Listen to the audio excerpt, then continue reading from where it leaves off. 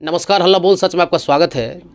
परबत्ता बाज़ार से सटे परबत्ता गांव में एक अजीबो-गरीब घटना घटित हुई, जिसको कि आप एक तरह से आजकल के समाज पर एक ज़ोरदार तमाचा कह सकते हैं। एक लड़की का बाप खुद टूटा हुआ होता है और किसी तरह काफ़ी मशक्क़त के बाद अपनी लड़की की शादी की सारी तैयारियां करता है।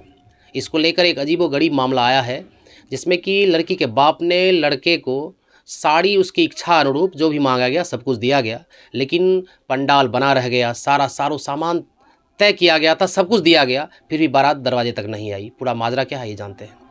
क्या नाम है चाचा आपका? मेरा नाम राजीव कुमार है। क्या पूरा मामला हुआ था, कहाँ आपने किया था लड़की की शादी के लिए तय? लड़की की शादी हम गए थे मुंगेर जमालपुर है ना जी। मुंगेर जमालपुर सदर बाजार सोनापट्टी में जी। संजय ज्वेलर्स की दुकान है जी। और उसी के करीब उसका घर भी है। जी।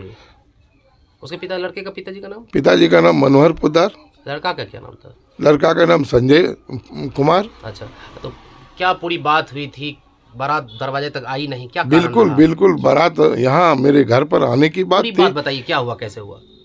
हम उसको 5 लाख रुपया बारात आने जाने का खर्च मांगा, सब कुछ दे दिए। हम दे दिया, 10 बार सोना दे दिया, बिल्कुल जो सामान उसमें वो कहा ना उस समय हम पूरा कर दिए। जी। सामान हम उनको जो बोला हम जहाँ तक सक्षम थे वहाँ तक दे करके हम तय कर लिया। तिलक की तिथि क्या थी, किस डेट में गए थे तिलक करने? 16 तारीख को गए थे, 16/4 को। जी। 16/4 को तिलक किए, उसमें जो कुछ उपहार में देना था वो दिए, हमने सब कुछ दे दिया।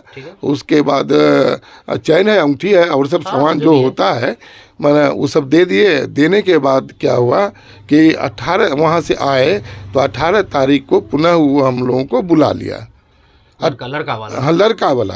और लड़का का भाई बोला कि आप यहाँ आइए। लड़का के भाई का क्या नाम है? पिंटू कुमार। अच्छा, तो वो बोला कि बहुत बात कुछ रह गया है, उस पर बात करना है। तभी सब बात तिलक के बाद हो रही है, समझ गए। घर हम आए हैं तो ये 18 तारीख को वो पुनः हम लोगों को बुला लिया, यही कहकर कि बहुत कुछ रह गया है बातचीत करना, आप आइए। बोले अब तो कुछ बातचीत है नहीं, अब क्या बात है पता नहीं, मन में कुछ ऐसा कुछ होने लगा। उधेर बुन चलता रहा। हाँ, उधेर बुन चलता रहा। एक तो मान लीजिए कि कुछ सब कुछ संजो करके उसको दे ही दिया।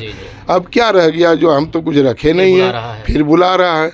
तो हम गए वहाँ तो वो फिर अपनी राम कहानी सुनाने लगा। चाचा हम तो आपसे यही पूछने के लिए बुलाए हैं कि आप क्या सब सामान दे रहे हैं।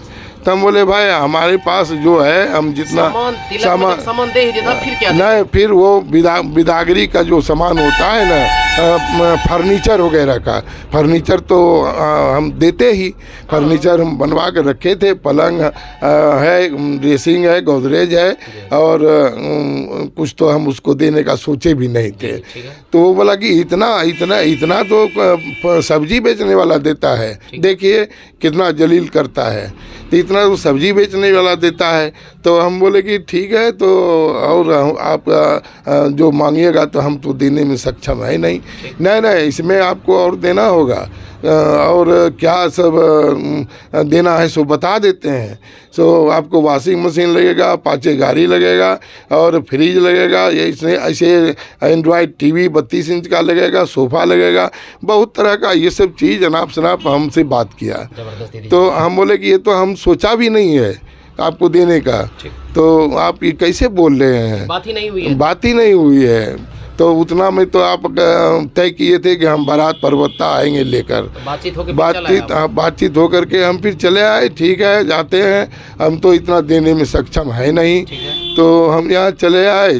आने के बाद में 19 तारीख को वो हमको फ़ोन करता है, 18 को फ़ोन करता है कि हम आते हैं, आपको 20,000 रुपया फिर देना होगा और सब खर्च के भाई।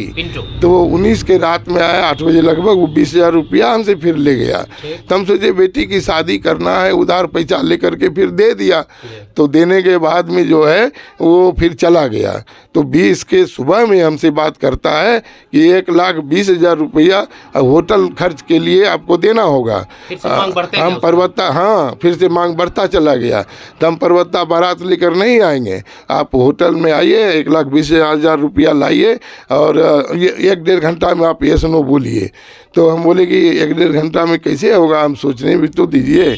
तो बोला ठीक है 10 बजे तक का टाइम देते हैं। 10 बजे का टाइम दिया, फिर वो 10 बजे बताया कि क्या सोचे हैं। तो हम बोले कि भाई हमको तो पैसा है नहीं, बारात तो यहाँ आने की बात है, अब बारात यहाँ लेकर आइए, शादी कीजिए। तो नहीं जाएंगे, नहीं जाएंगे, नहीं जाएंगे, बारात लेकर नहीं जाएंगे, इस टोन में वो हमसे बात किया। बारात आई भी नहीं, बारात नहीं लेकर आई। और फिर हम तो हमारा सब सामान, टेंट वगैरह, पंडाल वगैरह बना रह गया, हलवाई सामान बनाया, दही वगैरह सारा सामान मेरा बर्बाद चला गया, खाने पीने और सब कुछ बर्बाद चला गया, बहुत सारा उसमें हमारा नुकसान हुआ। खगड़िया जिलाधिकारी डीएम महोदय से क्या अपील करना चाहेंगे, क्या कहना चाहेंगे जिलाधिकारी को, क्योंकि आपके साथ इतना बड़ा हादसा हो गया, सारा साजो सामान देने के बाद भी दुल्हा घर तक नहीं आया, तो क्या अपील करना चाहेंगे? आपने तो FIR भी किया है थाना में। जी नहीं जी जी, तो जिलाधिकारी से कुछ अपील करना चाहें तो? अपील तो हम यही करेंगे कि पदाधिकारी महोदय आप मेरी मदद कीजिए इस विपत्ति की घड़ी में। हमारे तो आर्थिक, मानसिक, शारीरिक परेशानी, सामाजिक प्रतिष्ठा सब हनन हो गया, मेरा सब कुछ तो बर्बाद हो गया। और आप हमको इसमें मदद कीजिए, हमको सारा जो कुछ दिया है वो हमको वापस हो जाए। और हम क्या कहेंगे। दहेज के नाम पर एक जोरदार समाज पर लगा तमाचा देखिए किस प्रकार है। दूल्हे की खरीद बिक्री का ये भी अंदाज आपको कैसा लगा और क्या समाज के लिए बेहतर है, आप विचार करें। क्योंकि समाज में आजकल मुख्य रूप से ये देखा जा रहा है कि लड़के की खरीद फरोख्त की जो नीति है, आप उसका फुलफिल इच्छा पूरा करते रहिए, बढ़ते रहिए, ये ऐसा रवैया बनाया गया है। और फिलहाल जो इन्होंने दे दिया है वो कैसे आएगा वहाँ से, लड़की की शादी तो हो नहीं पाई, 21 तारीख का पंडाल बना रह गया। और बारंबार ये जिलाधिकारी महोदय से अपील कर रहे हैं कि इनकी सहायता की जाए। बहुत बहुत धन्यवाद।